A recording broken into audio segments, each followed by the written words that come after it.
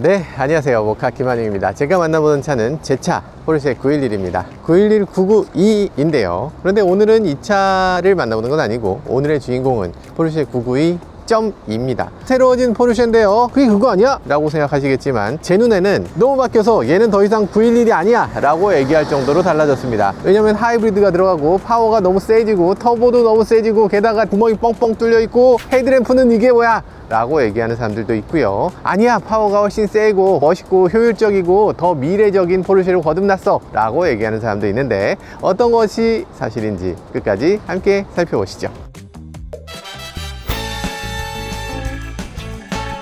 제가 포르쉐 팬보이다 보니까 이렇게 포르쉐 잠바도 평소에 입고 다니고요. 그리고 지금 차 키도 이런 식으로 걸프 레이스카의 포르쉐 컬러, 예쁘죠? 네, 이런 식으로 포르쉐에 대한 애정이 어마어마한데요. 이 포르쉐 팬보이 입장에서 봤을 때는 이 디자인은 너무 포르쉐답지 않다는 생각이 들어요. 일단 어떤 부분이 달라졌는지 아세요? 에어 인테이크가 너무 달라졌죠. 제가 생각하는 포르쉐 911은 드러내지 않지만 힘이 느껴지는 자동차의 디자인이라고 생각했습니다. 그런데 이번 디자인은 밖으로 이렇게 돌출됐다는 게 너무 희한하게 느껴져요. 구멍 뚫어놓는 건 납득이 돼요. 그만큼 더 에어로다이나믹을 신경 쓰고 공기를 더 많이 흡입해야 된다는 고성능 차라는 걸 선보이기 위해서 구멍을 뚫을 수는 있어. GTS라면 모름지기 그래야지 라는 건데, 기본적으로 저는 자동차에서 플라스틱 부분이 늘어날수록 싫어요. 자동차는 좀 매끈한 부분이 많았으면 좋겠습니다. 그런데 이 매끈한 부분보다 플라스틱 부분이 더 튀어나와 있으니까 기존 포르쉐 오너 입장에서는 조금 헤드램프를 한번 보도록 하죠. 여기 헤드램프가 이런 식으로 생겼습니다. 예쁜가요? 포르쉐란 모름지기 이래야지 라는 느낌이 들고요. 그리고 아래쪽에 보면 이런 식으로 반사판 같이 되어 있는데, 이게 밤에 봤을 때는 헤드램프가 쫙 쏘아지는 것처럼 이렇게 반사되면서 굉장히 예쁘게 보여지기도 합니다. 멀리서 봐도 포르쉐가 오는구나 라는 느낌이 들기도 해요. 자, 그럼 새로워진 램프를 한번 보도록 하죠. 켜져 있는 거야? 아니, 이게 왜 굳이 이렇게 만들어? 지금은 이게 더 예쁘다고 생각하는 분들도 계시겠지만, 포르쉐 미션 2라든지 여러가지 포르쉐 최첨단 자동차들이 이런 느낌이었으니까 그런 것들을 이어받는 게 당연해 라고 생각할 것 같기도 합니다. 자, 그래서 외관을 놓고 봤을 때 앞부분은 이런 정도의 차이고요. 자, 뒤편으로 넘어오도록 하죠. 뒤편을 보면요, 이런 느낌입니다. 이거 뭐야? 이거 날개가 이게, 와, 깜짝이야. 이게 뭡니까? 옛날에 포르쉐에서 무슨 웨일테일이라든지 그런 것들을 보는 것 같이 거대한 날개를 갖고 있는데요. 이 날개 이게 크기만 해도 어마어마하네요. 이런 걸 달고 있으면 이걸 포르쉐 911이라고 할 수 있나? 이런 거는 말이 안 되지 라고 생각하신다면 안 넣으시면 됩니다. 옵션으로 410만원 정도 된다고 합니다. 포르쉐 옵션 치고는 그렇게 비싼 편은 아니긴 합니다. 이만큼을 바꿔주는데 410만원이라니 그 정도는 뭐 납득 가능하다 라는 생각이 들지만, 디자인상으로는 이게 더 플러스인가 마이너스인가? 저라면 안 넣을 것 같아요. 410만원이나 들여서 차를 이렇게 양카로 만들고 싶진 않습니다. 스포일러가 달리면서 하이포지션 스톱램프의 위치도 바뀝니다. 포르쉐 엠블럼이 이런 식으로 올라왔네요. 자기 회사 이름을 이런 식으로 가장 과격하게 보여주는 브랜드인 것 같기도 합니다. 아마 포르쉐 팬들이라면 정말 좋아할 만한 그런 변화일 것 같아요. 그리고 머플러를 보면 머플러 두 개가 이런 식으로 자리 잡고 있는데, 가장자리에 있는 이게 실제 머플러가 아니고 데코레이션입니다. 실제 머플러는 그 안에 들어있어요. 그래서 실제로 머플러 파이프와 머플러 디자인을 구별해서 만들어 놨고요. 이전은 실제로 파이프가 이 안에 들어가 있어서 이 자체가 파이프인데, 그런 것들이 파이프가 아닌 걸로 바뀐 걸 볼 수가 있어요. 그리고 또 이 둘의 간격이 묘한데, 이 간격은 사실 포르쉐가 원래부터 이 간격을 잘 조절해서 서로 공명이 잘 일어나게끔 하는 그런 위치를 잘 찾고 있죠. 그러다 보니까 이렇게 디자인이 됐고요. 깜빡이가 이렇게 끝까지 들어가게 돼서 측면에서 봐도 이 차가 자기한테 다가온다는 걸 더 잘 느낄 수 있도록 그런 식으로 만들어져 있긴 해요. 기존 거보단 훨씬 더 얇고 예쁘게 디자인되기도 했습니다. 그리고 휠 디자인을 놓고 보면 요번에 새로운 휠은 에어로다이나믹을 위한 카본 파트가 들어오게 되는데 이런 것들도 굉장히 멋지게 보이기도 하고, 최신 디자인을 살리면서도 기존에 있었던 그런 클래식 휠을 그대로 이어받는 그런 디자인으로 디자인이 아주 잘 됐습니다. 아주 예쁜데요. 자, 기존에 있었던 휠은 이런 느낌의 휠인데 너무 더러워서 죄송합니다. 실제로 닦아놓으면 예쁘다고요, 진짜로. 자, 그래서 가운데 타공이 되어 있는 것도 여전하고요. 기존의 992.2와 비교했을 때 나름대로 둘 다 괜찮은 것 같습니다. 그런데 문제는 이 차는 지금 포르쉐 카레라 4 GTS라는 거예요. 가격이 2억 5천만 원부터입니다. 아니, 911 GT3가 2억 7천만 원이었거든요. 2억 5천만 원부터 시작을 해버리면 어떡해. 못해도 옵션을 2천만 원은 넣을 텐데, 그러면 GT3 값인 거예요. 원래 GTS는 뭡니까? 포르쉐가 내놓을 거 다 내놓고 마지막에 내놓는 게 GTS였어요. 약간 깎아주는 느낌이 있었습니다. 옵션을 다 정해놓고 그 옵션에서 크게 벗어나지 않게 그냥 무상 옵션으로 줄게. 예를 들면 스웨이드 시트 들어있어, 스웨이드 핸들 들어있고, GTS 계기판 들어있고, 이런 것들 다 들어가 있는데도 가격은 그 옵션을 다 넣은 거보다 가격이 조금 싸네, 그러면서 퍼포먼스는 조금 더 높네, 이런 느낌이었어요. 근데 911이 GTS가 처음으로 나오게 되니까 가장 비싼 차로 나오게 됐어요.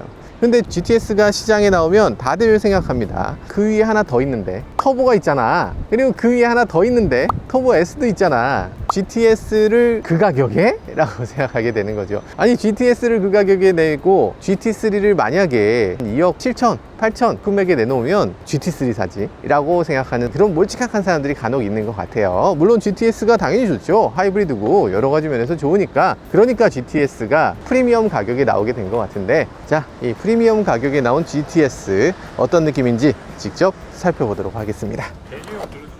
배기음을 들려드릴까요? 알겠습니다. 이거 뭐야? 이게 뭡니까? 버튼. 이거 돌려야죠, 포르쉐면. 알겠습니다. 일단 뭐 이해하고요. 그럴 수 있죠.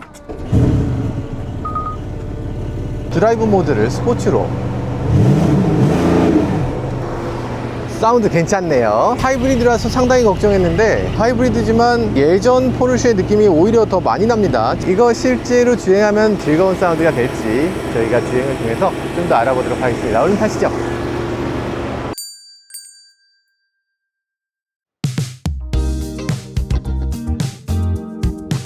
포르쉐는 지금 한 달에 150대씩 팔립니다. 저기도 신형 포르쉐가 있죠. 굉장히 흔합니다. 그러니까 기본적으로 잘 팔리는 차예요. 포르쉐의 다른 차들, 예를 들면 타이칸 같은 경우는 전년 대비 20% 이상 판매량이 하락하고 있는 가운데, 그 가운데에도 911은 너무 잘 팔리기 때문에 이 잘 팔리는 걸 어떻게 더 활용하면 좋을까에 대해서 포르쉐가 여러 가지 고민을 하는 것 같아요. 더 팔리게 만들 수는 없죠. 왜냐하면 911을 소비하는 사람은 아주 한정적이니까, 정말 한정적인 사람들만 소비할 수 있고요. 만약에 집에 애가 있어, 4인 가족이 타는 차를 사야 돼 라고 하면 911을 살 수가 없죠. 그래서 911을 사는 사람은 다른 차도 있고 911도 있어야 돼요. 그래서 두 번째 차여야 되는 데다가, 게다가 값은 또 굉장히 비싸고 활용 가능성은 그다지 없습니다. 실용적이지가 않아. 그러니까 이게 똑같은 2억짜리 자동차라도 파나메라보다 911이 월등히 더 비싼 거예요. 일단 굉장히 비싸고 굉장히 소수만이 사는 자동차이기 때문에 포르쉐는 그걸 어떻게 했나, 가격을 더 올렸습니다. 911 오너들은 희한해서 911 GT3가 나오면 기존 911을 팔고 GT3를 삽니다. GT2 나오면 또 팔고 GT2를 사. 자동차를 정말 좋아하는 사람들이 911 오너들이기 때문에 GTS가 나오면서 요번에 또 가격을 2억 5천만 원입니다 라고 해서 말도 안 되는 가격표를 붙였다고 생각되지만 그래도 잘 팔립니다. 대단한 911이다.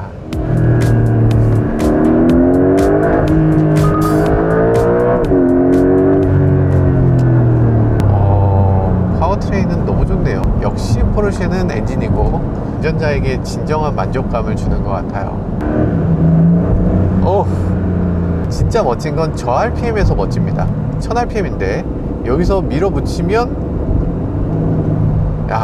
1500rpm부터 터보차저가 막 밀어붙이는 느낌이 나요. 터보라는 장치는 보통 어떻게 생겼습니까? 엔진 앞에 임펠러라고 하는, 그러니까 우리나라 말로 하면 선풍기 같은 게 하나 달려 있는 거예요. 선풍기로 바람을 집어넣어 주는 겁니다. 결국엔 엔진이라는 건 공기에다 연료를 집어넣고 태워서 그 힘으로 가는 거기 때문에 공기를 더 많이 집어넣으면 어떻게 된다? 연료를 더 많이 집어넣을 수 있습니다. 그래서 공기와 연료를 더 많이 집어넣어서 더 강력한 힘을 낼 수 있도록 하는 것이 터보차저예요.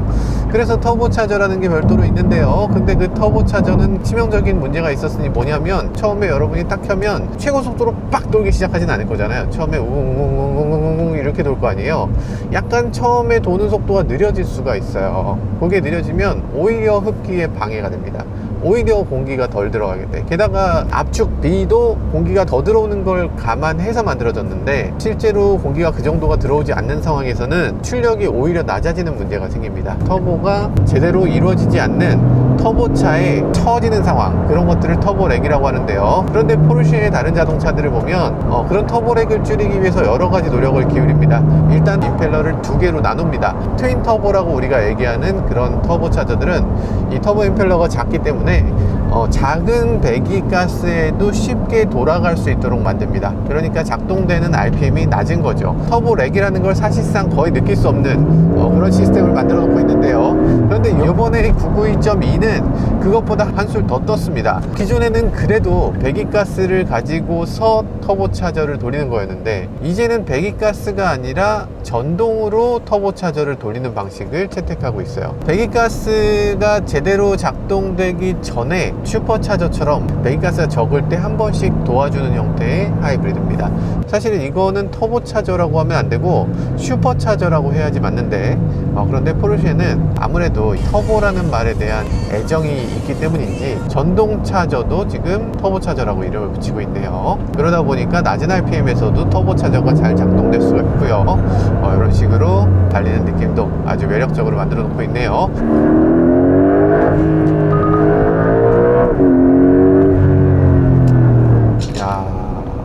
배기음은 과거의 포르쉐를 연상케 하는 그런 배기음으로 바뀌었어요.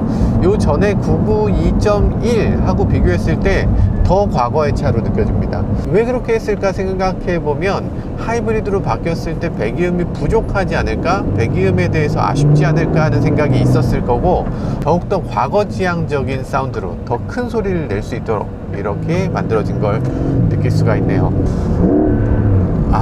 진짜 터보차저의 느낌은 정말 매력적입니다. 붕붕 올라오는 거, 이거 정말 멋지고요. 서스펜션은 지금 스포츠, 노말 이런 식으로 가변 댐퍼를 가지고 있는데 컴포트 같은 것도 하나 있으면 좋겠어요. 근데 포르쉐가 컴포트를 만들어 주진 않죠. 그렇지만 포르쉐 911을 처음 탄 사람들이 항상 하는 얘기가 있습니다. 생각보다 승차감 좋은데? 이 정도면은 뭐 평소에 타고 다닐 만한데? 라고 얘기하는데 평소에 타봐! 타고 다닐 만한가? 그럼에도 포르쉐 911이 일상적으로도 탈만하다. 저는 출장 갈 때도 타고 뭐 등등등 많이 타니까. 근데 그렇게 타는 걸 보면 다양한 환경에 활용할 수 있고 정말 신뢰도가 어마어마한 엔진을 갖고 있고 자동차를 서킷에 가지고 갔다가 그대로 다시 다음날 출근해도 아무런 문제가 생기지 않는 그런 자동차라는 것만큼은 분명합니다. 정말 든든하게 만들어진 자동차죠. 정말 무리해서 나는 이걸 오로지 달리기 위해서 타고 평소에는 처박아 놓을 거야, 이런 차가 아니라 평소에도 타고 서킷에서의 즐거움을 일상에서도 느끼고 이런 것들을 할 수 있는 자동차로 만들어진 게 바로 911인 거죠.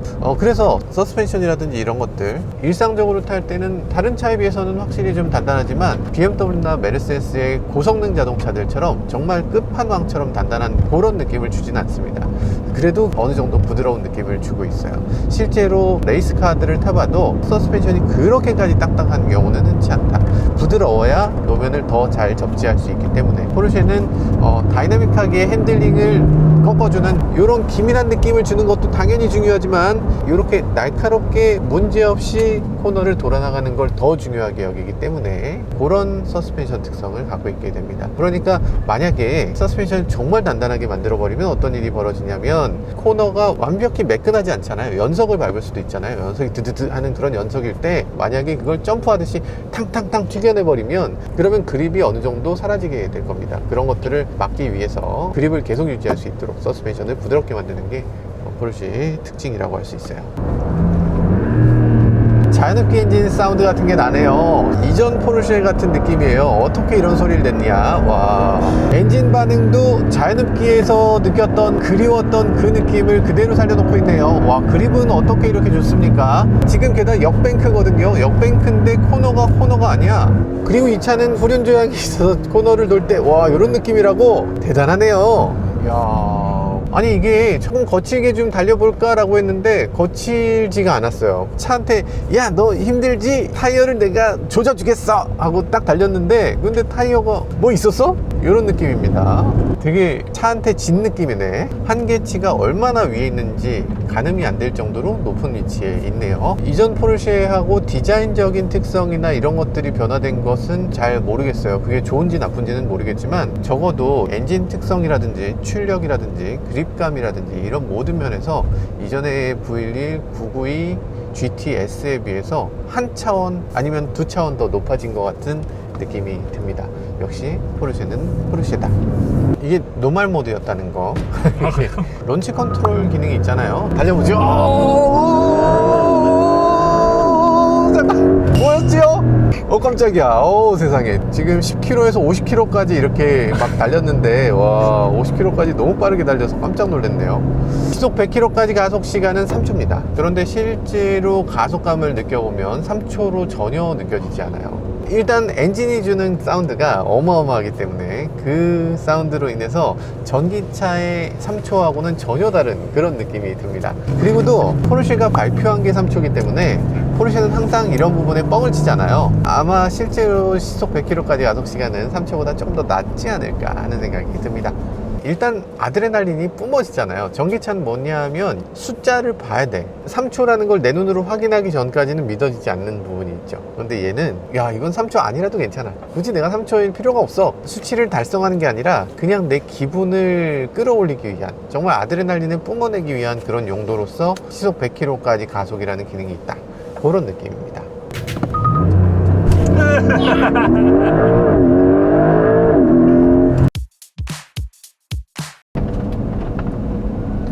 돌멩이 튀는 소리가 참 많이 나죠?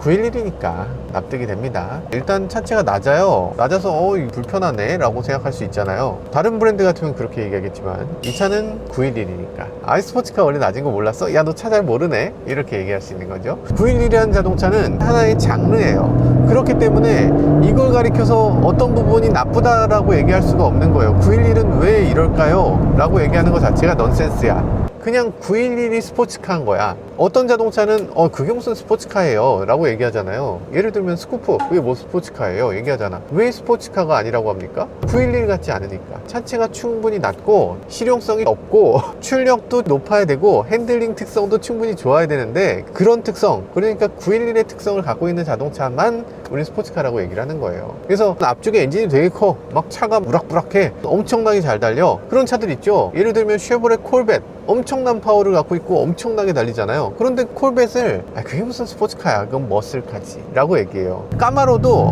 그건 포니카지 뭐 이렇게 얘기하는 사람들도 있어요. 그게 왜 스포츠카가 아닙니까? 당연히 스포츠카지. 그런데 그렇게 얘기하는 사람들은 스포츠카의 표준을 여기다 놓고 이 차랑 다르다 라는 의미에서 스포츠카가 아니다 라는 얘기를 하는 거예요. 포르쉐 911은 그런 면에서 깡패다. 기존의 포르쉐 911하고 많이 달라졌습니다. 사운드라든지 엔진이라든지 심지어 하이브리드까지 들어갔어요. 하이브리드가 들어간 스포츠카가 어디 있습니까? 라고 얘기할 수 있겠지만 이게 스포츠카인데? 포르쉐 911이 하이브리드로 전환했으면 이제는 하이브리드가 없는 차를 스포츠카가 아니라고 말할 수도 있는 시대가 되는 거예요. 그런 깡패 같은 자동차다. 말이 되나? 불공평하다고 생각하지만 불공평하면 네가 70년 전에 이 차를 만들지 그랬어, 이런 생각이 들죠. 스포츠카의 특성 중에서 후륜구동이라는 특성이 있죠. 그리고 뒤에 엔진이 있다는 특성도 있습니다. 많은 사람들이 더 고급의 더 비싼 자동차로 페라리를 떠올리게 되는데, 생각해보면 페라리의 10 중에 9은 엔진이 앞에 있어요. 오히려 엔진이 뒤에 있는 걸 특별하게 취급합니다. F8 트리뷰토라든지 296 GTB라든지 뭐 이런 식의 경량의 스포츠카 같은 그런 역할을 해주는 자동차가 몇 있는 거고요. 나머지 자동차들 슈퍼패스트라든지 뭐 로마같이 요즘 굉장히 잘 팔리는 차도 있죠. 그런 차들 보면 다 엔진이 앞에 있습니다. 엔진이 앞에 있는 게 페라리의 특성이라고 할 수 있어요. 엔진이 뒤에 있는 슈퍼카는 누가 만들었냐? 그건 람보르기니가 만든 거죠. 미우라를 만들면서 엔진을 뒤에다 놓고 그러면서 아주 늘씬한 자동차를 만든 이후에 슈퍼카는 당연히 엔진이 뒤에 있어야 된다는 생각을 하게 되지만, 그런 것들도 포르쉐가 만들어낸 그런 선입견 같은 것일 수도 있습니다. 어떤 사람들은 얘기합니다. 아니 911은 도대체 엔진을 왜 뒤에다 달았나요? 얘기하시는데, 사실은 폭스바겐 비트를 만들고 그걸 고급화시킨 게 포르쉐 356이었기 때문에, 그래서 어쩔 수 없이 거기서 발전해온 자동차에서 엔진이 뒤에 있을 수밖에 없었습니다. 그게 포르쉐의 매력 포인트가 되었고, 그리고 스포츠카라는 것의 상징이 되었기 때문에 스포츠카는 막연히 엔진이 뒤에 있어야 되는 거 아닌가? 라고 생각하게 된 부분이 있죠. 911이 뭐랄까 점점 착해지는 느낌이 있어요. 예전에 911을 처음 탔을 때는 어씨 이거 핸들은 이거 막 집어때리고 뭐지? 이런 느낌이 있었는데 그 짜릿함이 점점 식는 것 같아요. 핸들이 너무 꽉 차 있고 더 다루기 좋고 속도도 더 많이 낼 수 있고 여러 가지로 더 좋은 건데 과거의 그 911에 대한 향수는 확실히 남게 되네요. 그래도 그나마 과거의 장점을 그래도 가장 많이 보존하고 있는 것은 역시 포르쉐이긴 하다. 그만큼 분명한 것 같네요. 놀라운 점은 최근 들어서 자동차 회사들은 내연기관에 대해서 포기하는 느낌? 하이브리드로 전환할지언정 엔진은 놔두고 거기에 전동 파워트레인을 더 얹을 거야, 이런 느낌이잖아요. 근데 포르쉐는 그런 식으로 하지 않았습니다. 포르쉐는 신형 992.2를 위해서 완전히 새로운 엔진을 새롭게 개발하고 그걸 새롭게 내놨습니다. 이 하이브리드 세트 자체를 완전히 새롭게 창조해낸 거죠. 비용도 상당히 들었을 거고, 지금 포르쉐 911 같은 경우는 다른 자동차들하고는 완전히 구별됩니다. 예를 들면 현대 같으면 하나의 엔진을 제네시스에도 쓰고 현대에도 쓰고, 현대에 뭐 SUV, 세단 뭐 할 거 없이 다 쓰잖아요. BMW, 벤츠, 아우디 할 것 없이 같은 엔진을 두루두루 쓸 수 있도록 만들어요. 그냥 다 똑같은 엔진을 쓴다는 얘긴데, 근데 포르쉐는 다릅니다. 911 엔진은 911만 써요. 박서 엔진을 갖고 있기 때문에 이 수평 대양 엔진이 바닥에 깔려 있어서 이 엔진으로는 다른 차에 넣을 수가 없는 거예요. 예를 들면 앞에 엔진이 있는 자동차들, 앞에 엔진이 있다는 건 무슨 얘기입니까? 양쪽으로 핸들을 돌릴 수 있어야 된다는 얘기잖아요. 핸들을 돌린다는 건 뭐예요? 바퀴가 이렇게 꺾이잖아. 이렇게 꺾이려면 그 안쪽으로 공간이 필요합니다. 휠하우스가 엔진룸 안쪽으로 들어오는 거죠. 거기다가 엔진을 넣을 수 있는 공간은 이 정도밖에 안 됩니다. 그렇기 때문에 V 엔진이 나오는 거예요. 공간을 줄일 수 있도록. 직렬 엔진 쓰면 되잖아요. 직렬 엔진을 쓰면 길어지기 때문에 후륜구동 자동차에는 넣을 수 있어. 근데 전륜구동 자동차는 엔진을 가로 배치하기 때문에 옆으로 길어지면 엔진 길이를 늘릴 수가 없어요. 6기통 엔진 같은 경우는 3기통, 3기통씩 이렇게 V형으로 놓든가, 8기통도 V형으로 해서 이렇게도 넣고 다양한 차에 두루두루 사용할 수 있도록 만드는 거죠. 그래서 V 엔진이 나오게 되는 건데, 포르쉐는 911만을 위한 911 엔진을 따로 만드는 거죠. 뒤엔진인 자동차가 911밖에 없기 때문에 70년 전부터 지금까지 꾸준히 만들어 오고 있는 거죠. 놀라운 일이에요. 그러다 보니까 사운드라든지 성능이라든지 저중심 설계라든지 이런 것들을 누구도 포르쉐만큼 잘 해낼 수 없다 라는 얘기를 하고 있는 겁니다. 제가 타고 있는 차에서 아쉬웠던 부분이 좀 나아졌는지 한번 보도록 하겠습니다. 오디오가 아쉬웠는데, All my life has been a series of doors in my face.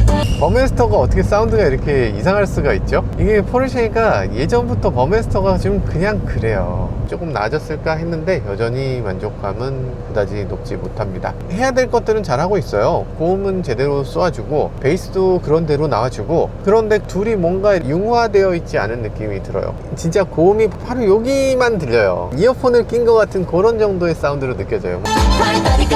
뭔 말인지 알겠죠? 움직이는 게 가사 나오는 딱 그 영역이 뭉개져가지고 그게 듣기가 좀 아쉬워요. 새로운 911은 스포티파이랑 애플 뮤직을 지원할 수 있도록 되어 있어요. 그런데 우리 시승차는 포르쉐 아이디로 로그인을 하려고 해도 로그인이 안 되더라고요. 그래서 지금 안타깝게도 스포티파이나 이런 것들 볼 수가 없습니다. 사운드가 그다지 좋지 않은 건 어쩌면 스트리밍 서비스가 아니라 블루투스기 때문일 수도 있을 것 같아요. 그래도 사운드를 선택할 수는 있습니다. 버메스터 눌러서 라이브.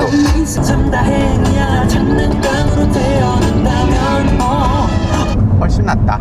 그러니까 아마 소스 쪽에서 뭔가 문제가 있는 것 같아요. 이 블루투스 연결에 뭔가 문제가 있어서 이걸 서라운드라든지 라이브라든지 이런 식으로 바꾸면 소리가 훨씬 좋아지는 것 같습니다. 그래서 시승차에는 지금 스트리밍 서비스 로그인이 안 돼 있는데 911 오디오 시스템에 대한 불명예를 없애기 위해서라도 어떻게든 로그인을 해서 시승차로 제공해 주시는 것이 필요하지 않나 라는 생각이 들어요. 안 그러면 사람들 다 욕한다니까.